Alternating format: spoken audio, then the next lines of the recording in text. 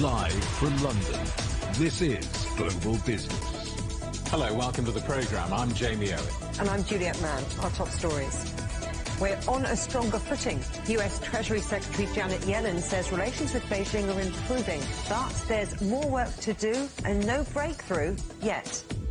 Our other headlines: China's Commerce Minister in Paris for talks on supercharging Europe's electric vehicle market. He denies claims of state subsidies and overcapacity.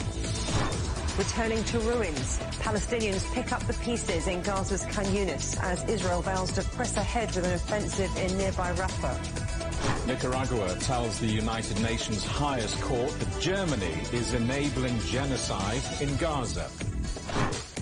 And another week and another bit of a Boeing falls off. Investigations begin after the latest safety scare. US Treasury Secretary Janet Yellen says the relationship with China is on a stronger footing, but she said there's more work to do. She's coming to the end of her visit to the country, intended to ease tensions between the world's two biggest economies. Our correspondent Jung Chun-Yeng reports. Over the past few days, multiple rounds of talks and meetings have been held between Yellen and Chinese high-level officials, and both sides have described the meetings as constructive, candid, and pragmatic. During a presser at the U.S. Embassy in Beijing, Yellen spoke highly of the achievements that have been made over the past few days, outlining some progress when it comes to promoting the bilateral economic and trade ties. For example, the two sides have agreed to deepen cooperation when it comes to bolstering financial stability, fighting against illicit finance, and addressing the debt problems in developing nations. In addition to the agreements, the two sides have also exchanged views on some points of disagreements between the two sides. For example, the United States broadening and expanding restrictions on Chinese tech companies, and what Yellen repeatedly claimed, what she said, China's industrial overcapacity. And in response to that issue, Chinese Premier Li Qiang earlier said that the United States should view this issue more objectively and in a more market-oriented manner. So perhaps disagreements between the two sides still remain. But fortunately, the two sides have at least pledged to work together and to seek more common grounds and to deepen communication, which is a hopeful message of mutual cooperation that could possibly add to the stability of China-U.S. relations. Zheng Chunying, CGTN, Beijing. China's President Xi Jinping has met Mérieux Foundation President Alain Mérieux in Beijing. The independent French NGO is dedicated to fighting infectious diseases in developing countries. President Xi said he welcomed the group's deepening cooperation in China's health sector. Mérieux's visit comes as Beijing and Paris mark 60 years of diplomatic relations. China's Commerce Minister Wang Wentao is in Paris for talks with the French Finance Minister Bruno Le Maire. Discussions are set to focus on the European Commission investigation into whether China's EV industry has benefited from unfair state subsidies. Beijing denies the claims and says the accusations by the United States and Europe of overcapacity are groundless. Well, let's talk to our correspondent Ross Cullen, who's watching events for us in Paris. Ross, how have these talks progressed? Hi, Jamie. Important meetings between the Chinese Trade Minister and the French Finance Minister. Really high on the agenda, these investigations, the first launched by the European Union in September, over whether to impose punitive tariffs to protect European Union producers against cheaper Chinese electric vehicle imports.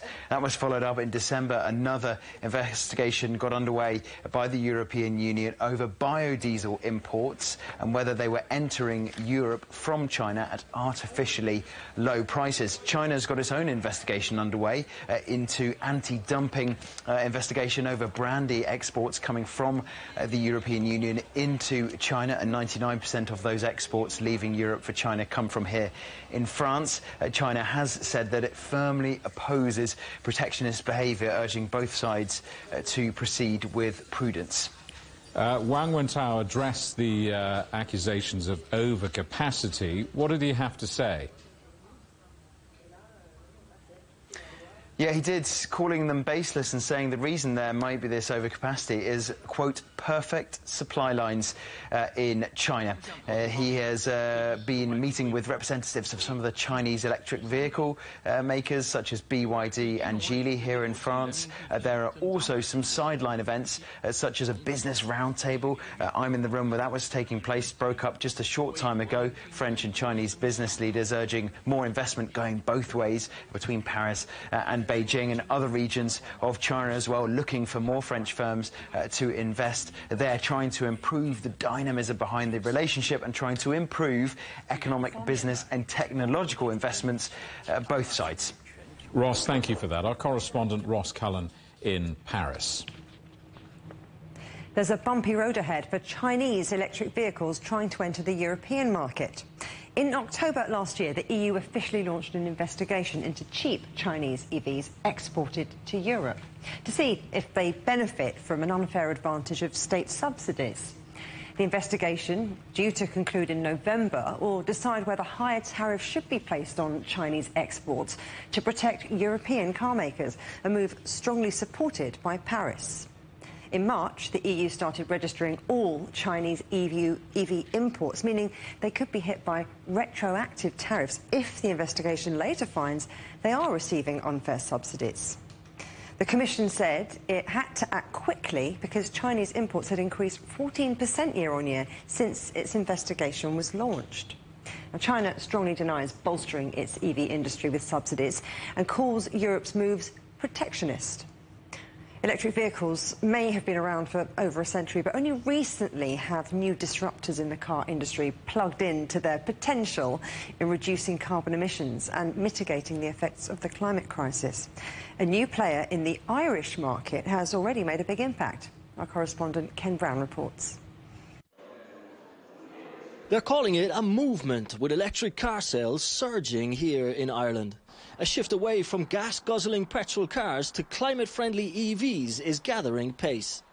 Driving that shift are environmental concerns, but also the recent cost of living crisis affecting everything from housing to fuel. Fully electric cars are around 50% cheaper to run at just 11 cents per kilometre when compared to their fossil fuel counterparts.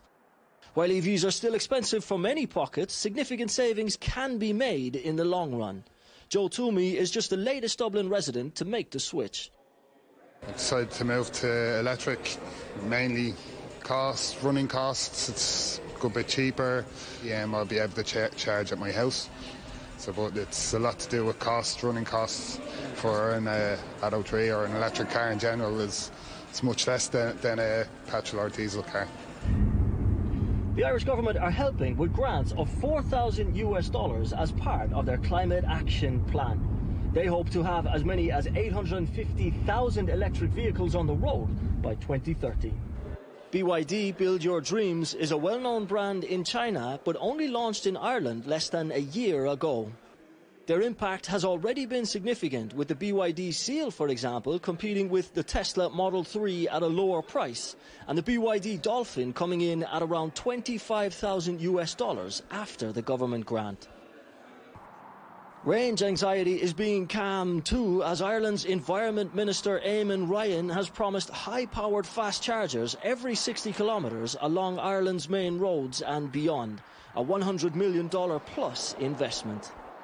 At the moment, there's just over probably 100,000 electric cars on Irish roads. The target is 175 by the end of 2025, 175,000. The target by 2030 is 850,000 electric cars. Now, at the moment, that's probably an ambitious target right now, but we are seeing significant growth year on year. And as I said earlier, we've gone from about 13% of the market in terms of electric vehicles to a 25% share, hopefully, this year in 2024. Electric vehicles still have a long road ahead, with annual global sales at 14% against traditional combustion engine vehicles in 2022, for example.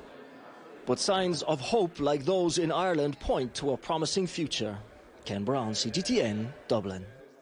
David Bailey is Professor of Business Economics at the Birmingham Business School.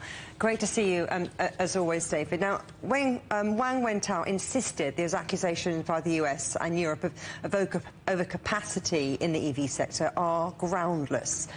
Are they? So this is a really interesting question. Yeah. If you look at the auto industry as a whole in China, it's operating at about 50% capacity. Therefore, Western governments will say, look at that, huge overcapacity. There's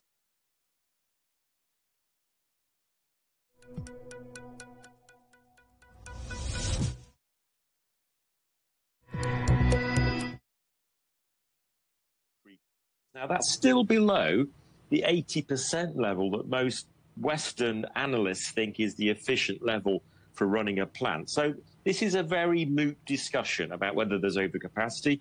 What I think we can say is there have been very, very significant subsidies in China over 25 years to help the industry grow, achieve scale, and get costs down. So it's a combination, I think, of subsidies and this overcapacity issue.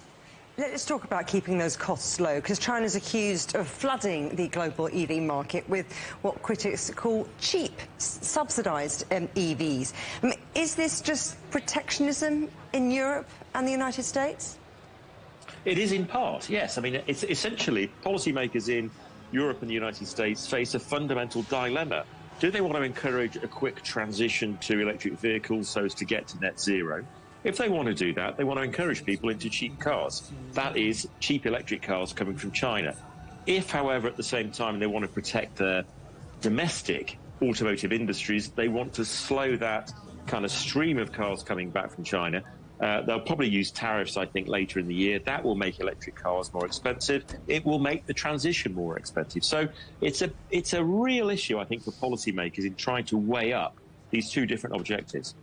And if it's not a question of subsidies, what is driving China's EV market? And what could the rest of the world maybe learn from the way the Chinese EV manufacturers are doing things?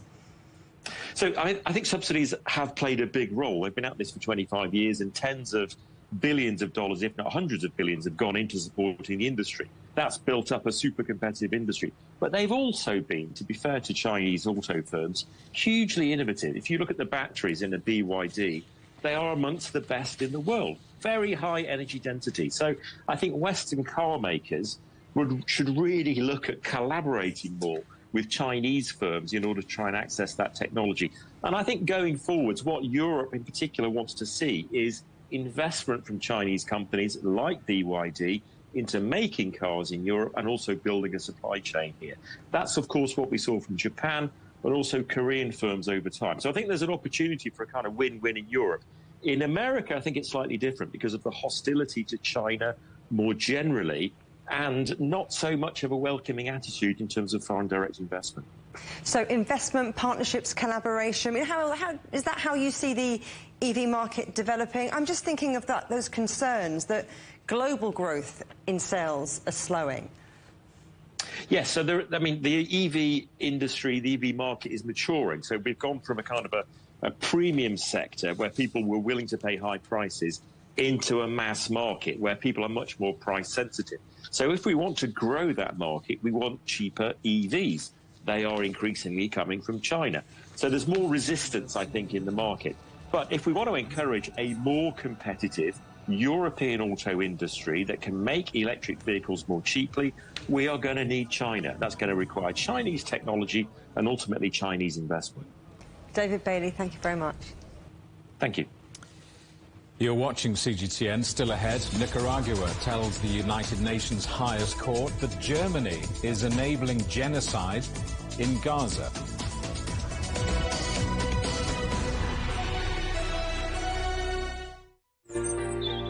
Ever wondered what's the difference between a bear and a bull market? Where are the cash cows? And who are the lame ducks? And what exactly are black swans? Grey rhinos? And unicorn companies? Make sense of it all with Global Business, only on CGTN. I think it should be more public cooperation. I would like to hear more the voice of the developing countries. Globalization has lifted more than 1 billion people out of poverty. The green transition has to happen. It's a necessity. Well, China and the United States are important powers in the world. What unites us is much more than what divides us. And I believe China is committed to this agenda. Join me, Juliet Mann, to set the agenda at these times every weekend on CGTN.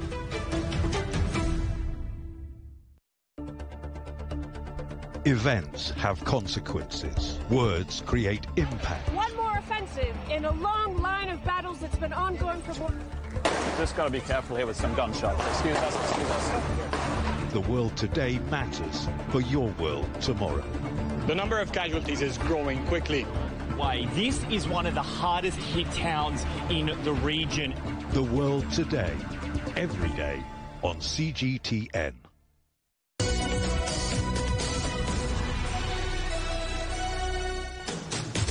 Welcome back to Global Business Europe.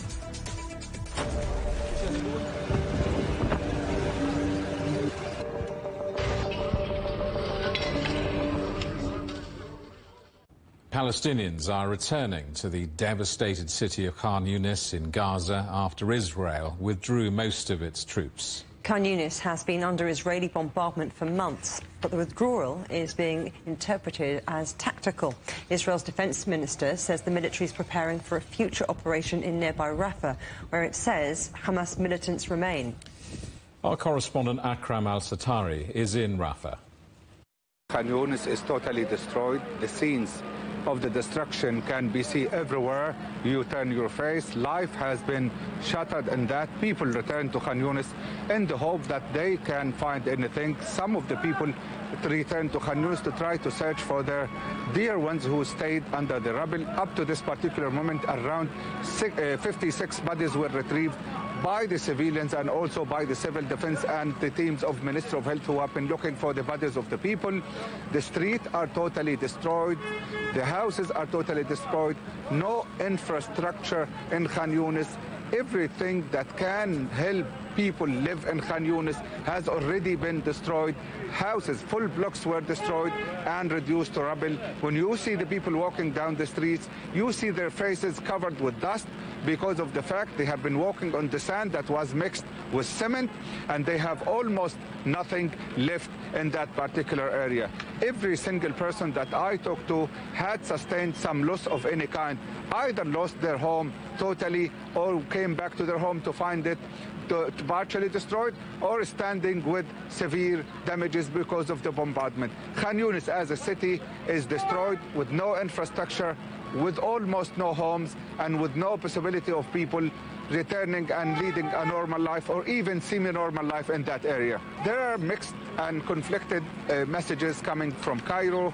Egyptian officials have been stressing that progress that has been achieved and we are close to a deal, an agreement between Hamas and Israel, while officials from Hamas and Israel were stating that the agreement is not close and that there is still a long way before an agreement can be reached. Hamas reiterated its conditions and said they will not accept any agreement unless those conditions are met.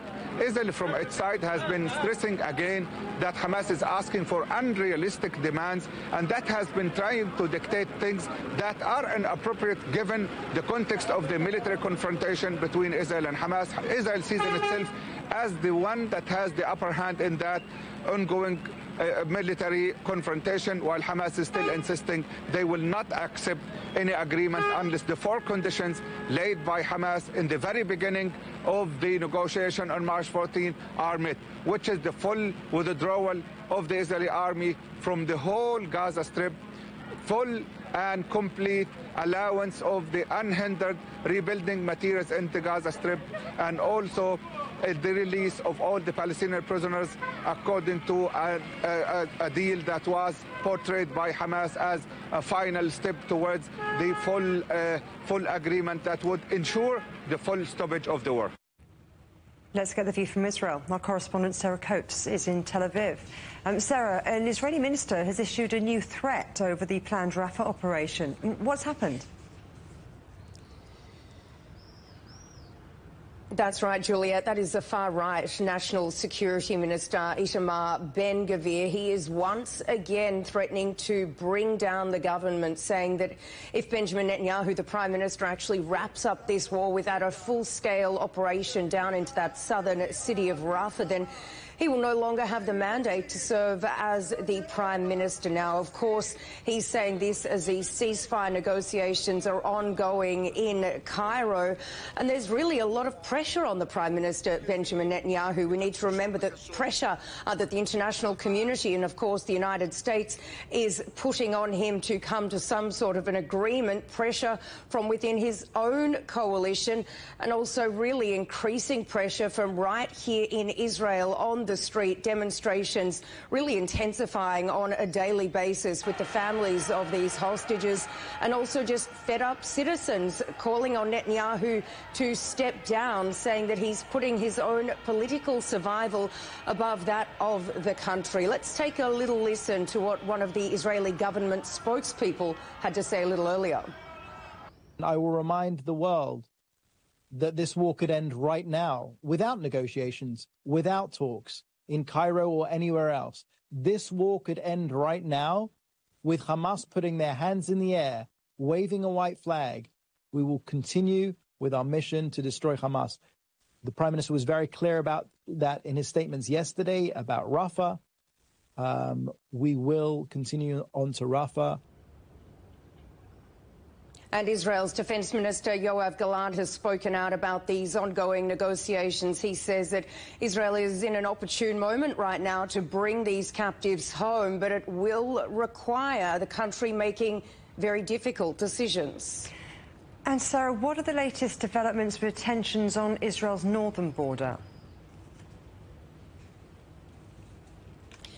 Just continuing to escalate over the last day, really, even the last hour or so, 10 minutes. These hostile aircraft infiltration alarms, also rocket sirens, have been ringing out in these northern communities, and this comes as these tit-for-tat skirmishes are really just intensifying. Yesterday, Israel, or overnight I should say, Israel carried out a number of airstrikes in southern Lebanon, claiming that it has killed one of Hezbollah's senior commanders, that is Ali Ahmed Hassin. He is reportedly a man, according to the military, that has carried out or was planning to carry out a number of terror attacks against Israelis in the north, including launching rockets. And this comes really as the United Nations and the peacekeeping team along that blue line, they are increasingly worried about these hostilities. A spokesperson coming out a little earlier today to say that the gradual expansion in scope and scale of these confrontations raises the risk of miscalculation and further deterioration of an already alarming situation. Now, we do need to remember that there are still tens of thousands of Israelis who are forcibly removed from their homes in that northern area, with Israel really coming under a lot of pressure to really change that security situation.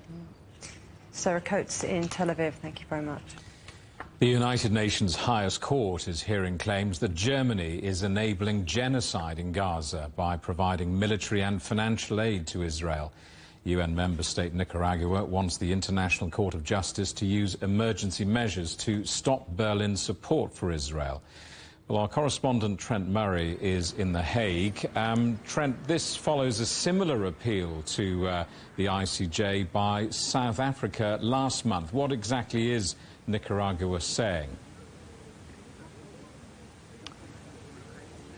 Yeah, that's right, Jamie. A different case taking place here at the ICJ to that South African one, but one that is very similar in terms of the types of legal arguments that we are hearing. Nicaragua making its case today before those judges in that building behind me there, saying that Germany is helping facilitate genocide in Gaza by providing weaponry and arms to the IDF. Now, it's worth remembering that Germany has a long history and relationship with the State of Israel when it comes to military support. In fact, it is the second largest provider of weaponry to Israel after the United States. And Nicaragua's argument today is that because of that huge military action that we are seeing in Gaza, that Germany is somewhat complicit in the alleged crimes that are taking place there. We heard a little bit today from the Nicaraguan ambassador here to The Hague in his opening arguments, where he basically said that there are serious breaches of international law, including genocide, taking place in Palestine. They are being committed openly, and that other countries should not be perpetrators to those crimes. Those other countries, namely, are Germany, in the view of the Nicaraguan legal team here, who have been making those arguments. We even heard at one point the Nicaraguan legal team use the words of Germany against them somewhat. They were referencing remarks by Annalena Baerbock, Germany's foreign minister. She described the situation in Gaza last month. She described it as absolute hell. And so what the Nicaraguan team said was that is an admission by the most senior, highest echelons of power, if you will, in Berlin, that they are aware of just what is going on, and yet they continue to provide weaponry. On this issue of humanitarian aid, we know Germany, like many others, have been quick to point out just how much aid they are giving to the Palestinians, including financial and humanitarian. But the Nicaraguan team have rebutted that argument by saying the fact that aid is being given to the Palestinians whilst at the same time weapons are being given to Israel, well, in their view, that contrast is, and I'm going to quote what they said here, that contrast is, quote, pathetic. Trent, just talk us through the process, because this is a two-day hearing, isn't it? I mean, what happens next? Yeah, that's right. I mean, today was all about Nicaragua. It was its opportunity to make its argument to the court. But tomorrow it is all about Germany. They will be given an opportunity to rebut some of those accusations. We've heard from a spokesperson from the Foreign Ministry in Berlin who has said that Berlin respects the work of the ICJ. It works cooperatively with the ICJ and respects its jurisdiction, but it will be arguing rigorously against some of these claims which have been made by Nicaragua that Germany is indeed a perpetrator, in the words of the Nicaraguan team. It will be working to try and rebuff those arguments. Similar to the South African case, we can't expect an immediate outcome, an immediate judgment. It's going to take some time after the two sides make their respective cases. It'll take some time for a final judgment to come through. But what we could get, again, similar to the South African case, is emergency measures implemented. Effectively, the judges saying, look, there may just be some cause here to the arguments being made by the Nicaraguans, and given that, we are going to ask Germany potentially to pull the handbrake up somewhat on the amount of military aid that is given Israel. Now, that is all kind of hypothetical right now. We'll have to wait and see how those judges vote. But if the South African case is any precedent to go by, then a decision here could have quite a major impact, not just on the situation in Gaza, but more broadly for Israel's international relations with some of its closest allies. Yes, Germany, the second biggest provider of arms, but potentially even its biggest provider, the United States. Trent, thank you for that. Our correspondent Trent Murray in The Hague. The European Union's foreign policy chief, Joseph Borrell, says its naval mission in the Red Sea has repelled attacks on 11 civilian ships. The Iran-backed Houthi rebels have been targeting vessels in the Red Sea in what they say is a show of solidarity with Palestine. It's led to companies rerouting their ships and businesses in Europe being hit by supply chain problems. Our correspondent John Beaver reports. Germany's chemical industry is big business. With annual sales of more than $250 billion, it's the third largest sector after cars and engineering. But all three have been hit by supply chain problems because of the attacks on shipping in the Red Sea. And it's a similar story for businesses across Europe. Many are struggling to get hold of what they need from their Asian suppliers. Supply chains are there to ensure people's supply, and currently they're not very stable. Ships must detour around the Cape of Good Hope while we wait for raw materials, which now take considerably longer. Ships that avoid the Red Sea and divert south increase their transit time by almost 2 weeks. The longer distance also pushes up cost.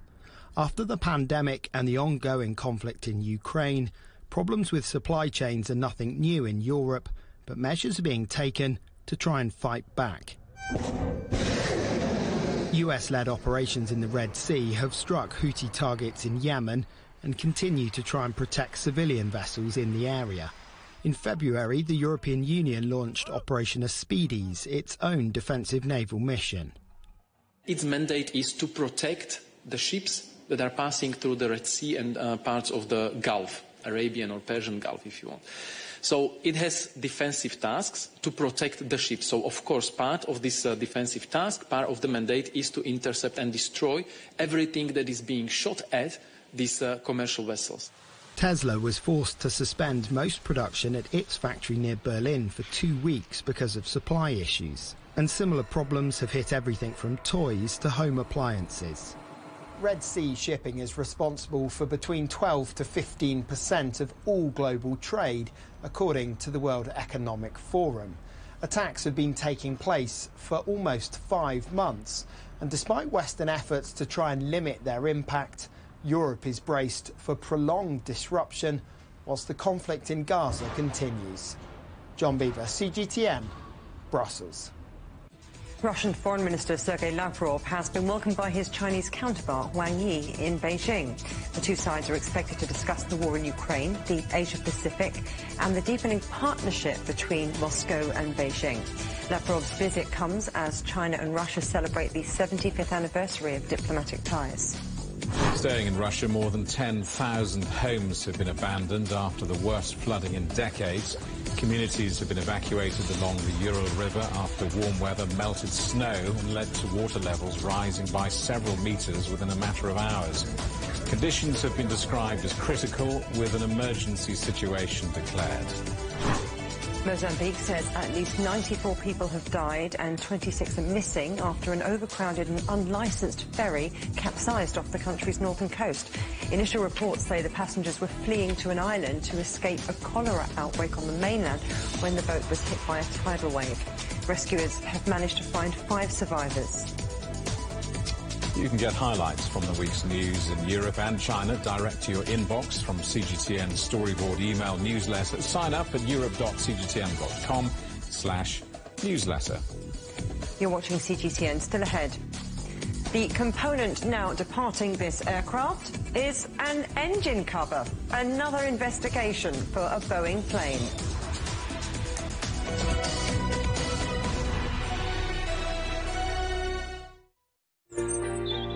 Ever wondered what's the difference between a bear and a bull market?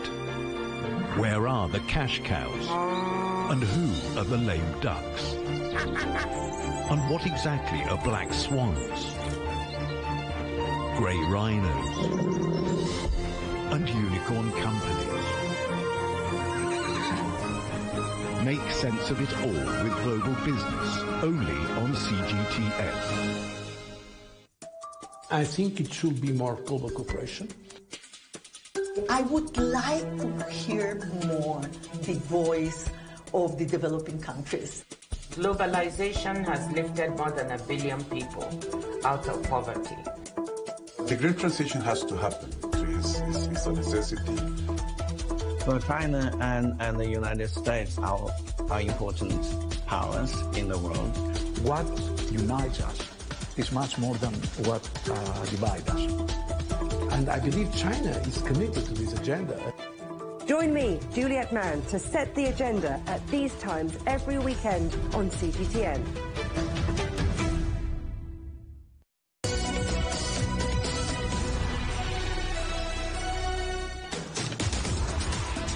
Welcome back to Global Business Europe with Jamie Owen and me, Juliet Mann. Our top stories. Nicaragua tells the United Nations highest court that Germany is enabling genocide in Gaza.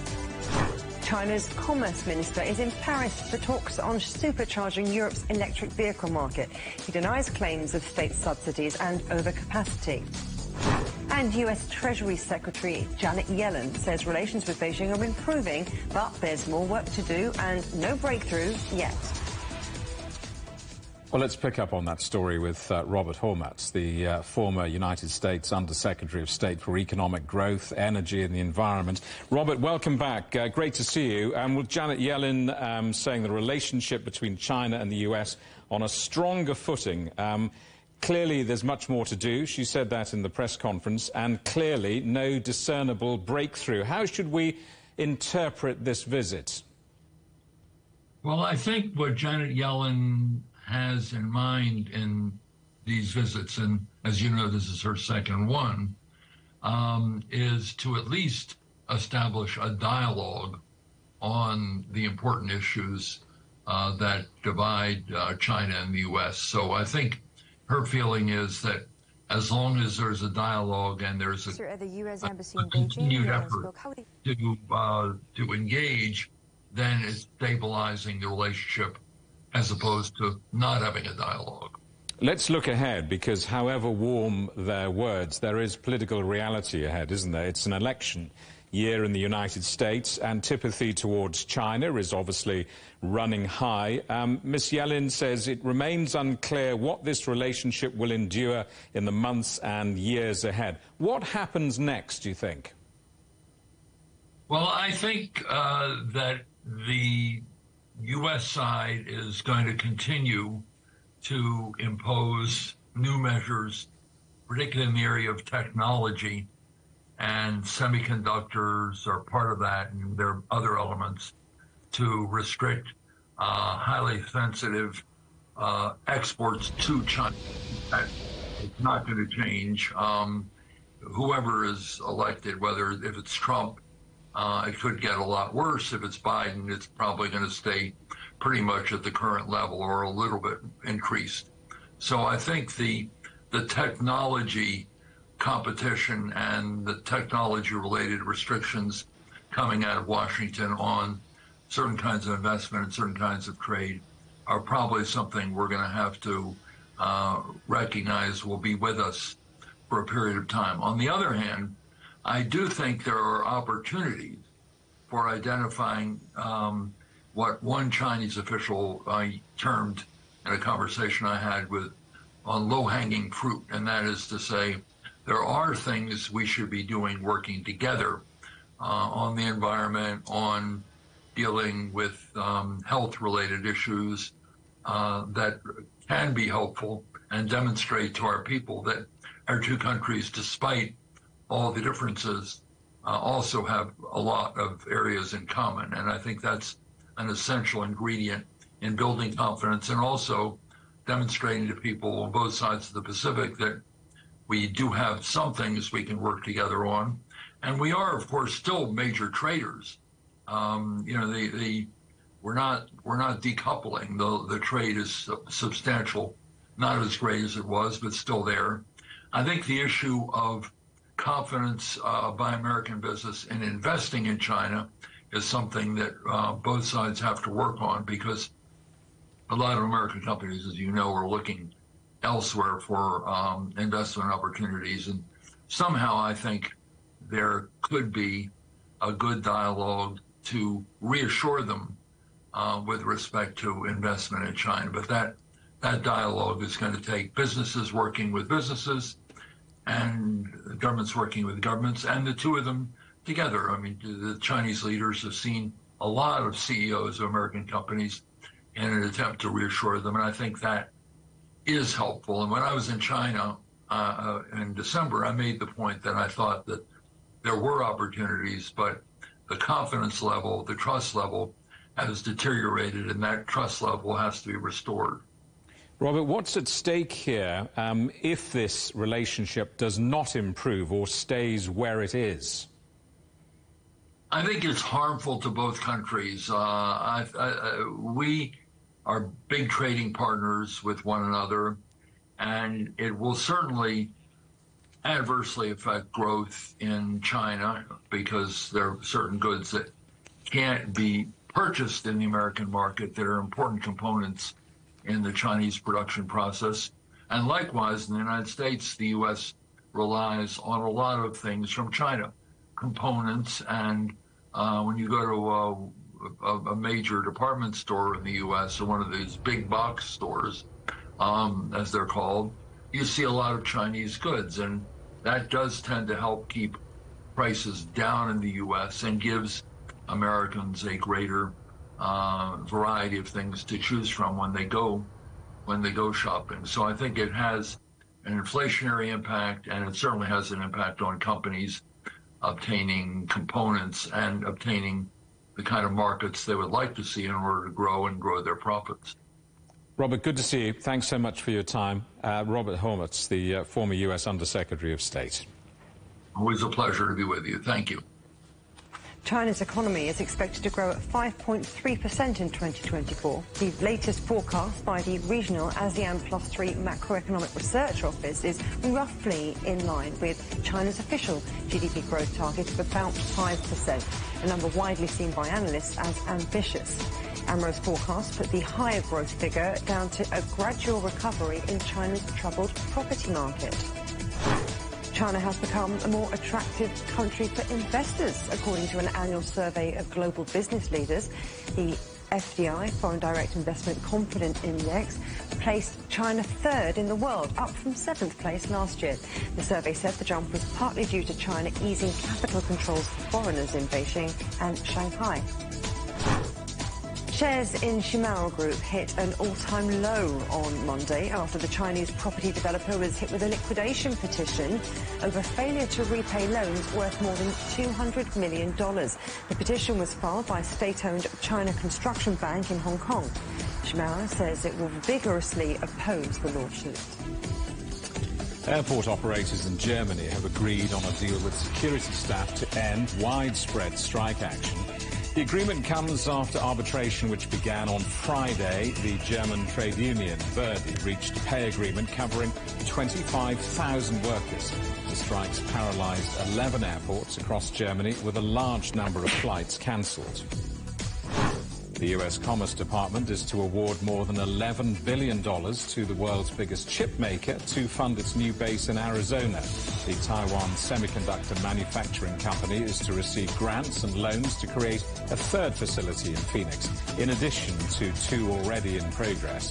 The Apple supplier says this deal will allow it to make the most advanced semiconductor chips on the planet in the U.S., with high-volume production due to begin next year. The Chinese ride-hailing giant Didi Global says it's received a license to mass-produce electric robo-taxis in the country, with plans to sell the self-driving cars from next year. The joint venture between Didi Autonomous Driving and GAC Aeon will roll out a crossover electric sports utility vehicle as its first model, and production is expected to begin in 2025. Another investigation for Boeing after an engine cover on Southwest Airlines fell off shortly after takeoff from Denver to Houston, forcing the plane to turn back. Let's speak to our correspondent, John Terrett, who's in New York. John, seemingly not a week goes by without another Boeing story. I mean, what do we know about what's happened? Well, I tell you, I know a lot about this, so let me tell you. First of all, pilots used to say, if it ain't Boeing, we ain't going. That's what they used to say in the days before they did have a choice with Airbus and maybe the Chinese commercial airlines creeping in now as well. But if it ain't Boeing, we ain't going was prevalent among pilots. And now today, it seems as if Boeing planes are not quite as safe as they once were, you know, given the fact that we've seen so many rather awkward situations, to say the least. Now, the latest is this Southwest Airlines flight, and I believe we have pictures of this. It is a 737 aircraft, and the engine cowling could be seen ripping off. Now, the thing is, the engine cowling is the stuff that covers the jet engine itself. It's supposed to rip off, not in flight, I grant you that, but it's supposed to come off pretty easily so the engineers can get to it. This plane was built in 2015, so it's about, what is that, 9 years old now? Something like that. So it's either an age problem or it is a poor maintenance problem. That's what it'll turn out to be. Southwest is a low-cost airline. The model for EasyJet in Europe and Ryanair in the early days. And we'll just have to wait and see how this all plays out. But of course, the big ones have been the crash of the 737s in Ethiopia and in Indonesia. And then in January, when that door blew off the Alaska Airways flight, and nobody knows whether it was the supplier, Spirit Avionics, or whether it was Boeing who failed to put any bolts in the thing. And that could have been very, very dangerous, but luckily it wasn't. Nobody died, thank goodness. But now we have this other one. Boeing paid, only on Friday, $160 million to Alaska. Alaska said, thanks very much for that, but we want more, and we'll see you in court. So that's all happening. But it comes as Dave Calhoun, who's the boss, announced that he would be retiring at the end of the year after a terrible, terrible tenure with all this happening around him. And now we know how much he's being paid. Last year, 23, it was $5 million, down from $7 million in 2022. But overall, when you put in stock options and bonuses, his pay was up 45%, somewhere between 23 and $32 million. And CEO pay has gone up in America over the last decade by about $5 million in most cases, whereas ordinary workers, ordinary grunts on the ground like us, our pay has gone up by about $15,000 over the same period. But I will tell you this, a lot of people look in from overseas and they look at the American corporate system and they wonder why these people are paid quite so much. It is certainly a concern for people who do not live here. But certainly here in America, yep, CEO pay is pretty astronomical. If it's a good gig, if you can get it and hang on to it. And Boeing shares at the moment are down by about 0.5%. It's a Dow component, Juliet. Let's talk about another CEO, a billionaire CEO this time. A Brazilian court is going after Elon Musk. Resign or be impeached. That's what Elon Musk says of this Supreme Court justice in Brazil. And the judge has opened an inquiry. He's retaliated. Right, I'm going to open an inquiry on you, mate. So there's now an inquiry going on in Brazil into the ethics and the behavior of Elon Musk. Now, the judge is called Alexandre de Moraes, and we think what happened, it's not entirely clear, but we think what happened is that this judge banned in Brazil some right-wing tweeters or Xers, whatever they're called now. It's impossible to know for absolute certain, but it looks as if that's what it was. Musk turned around and said, look, that's unconstitutional. You can't do that. I'm going to reactivate them. So there, judge. No. And this is what has got the judge very angry. The judge says, I'll fine you $20,000 a day if you do this. Elon Musk says, well, we'll see what happens. I'll maybe see you in court. And the judge accuses Musk of running a disinformation campaign against the Supreme Court of Brazil. So it could all get nasty. But I must tell you, Juliet, here, the big story for Musk here right now is that he has gone and announced the creation and the delivery, I assume, in August, of a new robo-taxi. What's a robo-taxi? It's a taxi with no drivers, a robotic taxi. Tesla's going to bring those out in August, and as a result of that, their shares are up 5% at the moment here in New York, where we have the Dow and the S&P 500 absolutely flat as a pancake at the moment. Well, you were talking about there people being banned from Twitter. Somebody else who was banned from X, formerly known as Twitter, Donald Trump. More losses for his media empire. Well, yes, he's probably feeling the pinch a little bit at the moment. I mean, remember, Trump was kicked off Twitter in January 21, then he came back in November of 2023. As far as I know, he's only tweeted once on Twitter/X because he prefers Truth Social, which is his conservative sort of social media platform. He much prefers that. Now, a couple of weeks ago, it came to market here in a SPAC IPO, which is a simple way of doing it. The new company is called Trump Media Technology Group. And the problem is that people think it's overvalued. They think it's a meme stock. And what that means is that a meme stock is where people invest in the stock, but there's no real evidence for why they might be doing it. Other, of course, than they love President Trump and they're big fans of his. And it is true to say that the company, I think it had $4 million of revenue coming in, something like that. And it lost like $50 million. So in a way, there is no reason to invest in it. People here think it's going to be a very slow burn. Trump thinks that it's a very engaging website and will end up doing well. He owns 60% of it, or 79 million shares. He was up about $3 billion when it came to market, but he must be hurting now because it is down 10% just this morning. And we're not really even at lunchtime yet here at the moment. And just quickly, if I tell you, there's a battle going on about how the two candidates are raising money. We've just heard that Biden has $192 million in cash to Trump's $93 million. So Trump's coming out on the road this week. He's going to Atlanta, to Orlando, near where he lives, and Pennsylvania as well, to try and boost that cash up. But before I go, you know I always take precautions. You know that, Juliet. And here, this is what I'll be doing in 3 hours from now on the roof of the stock exchange. I can't see a thing now, but when the sun's up there, it'll be great. Well, I hope you get to see it. I've had the best view is in Cleveland, Ohio. Yeah. Not the first time, not the last time. Take them off, John. John Terrett at the New York Stock Exchange. We should explain to our confused viewer that there's an eclipse, in case people get the wrong impression of John Terrett's personal life. Just to be entirely clear about this. Anyway, let's move on. We'll tell you about that later in the programme. An investment worth more than $3 billion, generating thousands of jobs in Brazil. Chinese firm State Grid Corporation has signed a contract to build a new power transmission line in South America's biggest country. Our correspondent Paulo Cabral reports. Chinese company State Grid Corporation recently signed the largest contract ever in Brazil's electric transmission history to build more than 1,500 kilometers of power lines, an investment estimated at about $3.5 billion. State Grid won the right to build the lines in an auction held in Brazil last December and has up to 72 months to get the project up and running. The new grid will use a high-voltage technology already applied by the Chinese company in Brazil on another line, running 2,500 kilometers from the hydroelectric Belo Monte Dam in the Amazon all the way to Rio de Janeiro.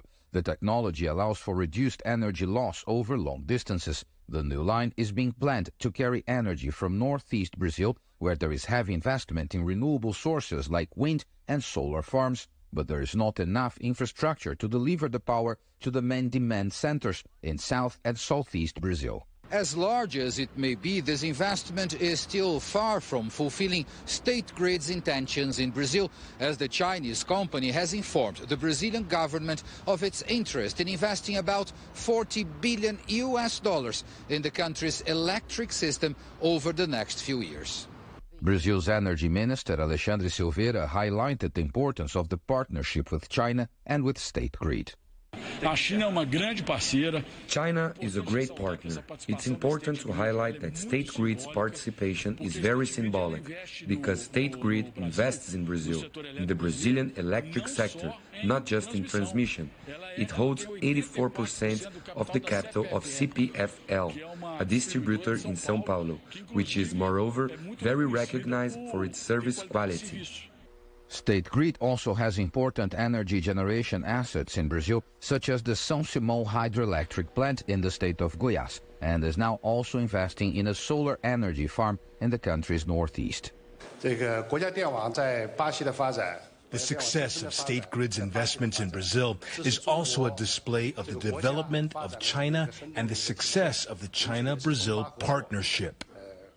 Brazil is devoting a lot of attention to its energy transition, and the partnership with Chinese companies has been key to its success. Paulo Cabral, CGTN, São Paulo. You're watching CGTN. Still ahead, the event of a lifetime. Stargazers in North America get set to witness a total solar eclipse. Next.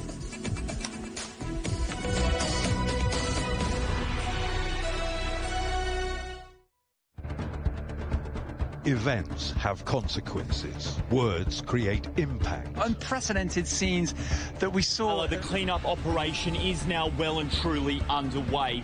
Parts of southern Europe remain in a state of emergency. Context gives meaning. People make history. Far more than 1,000 people have come here today. But authorities are still on high alert. So now we've actually become the border on this road. A complex world demands a comprehensive view. But with the cleanup efforts more or less under control, the economic impact is bound to ripple across the country. There's plastic pollution everywhere. Because the world today matters for your world tomorrow. This is the living area of the crew. The focus is firmly on future technologies. Well, this is something completely different. The world today, every day on CGTN.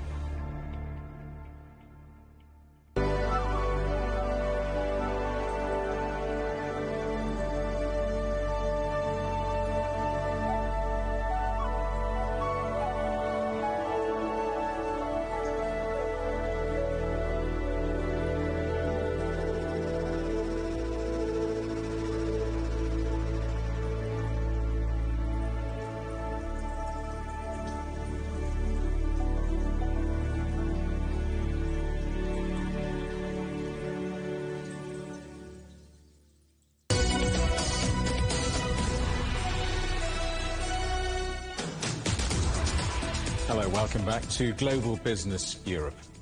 Well, the bills are sure to be sky high, and it could boost the US economy by as much as $6 billion. A solar eclipse across North America has got stargazers splashing out on hotels, travel and eclipse-themed merchandise. Our correspondent Poppy Mabuthing now reports. As millions wait for the total solar eclipse that will cross over parts of North America Monday, back down on Earth, cash registers are ringing. The rare celestial event, where the moon will completely block out the sun, is big business for many places.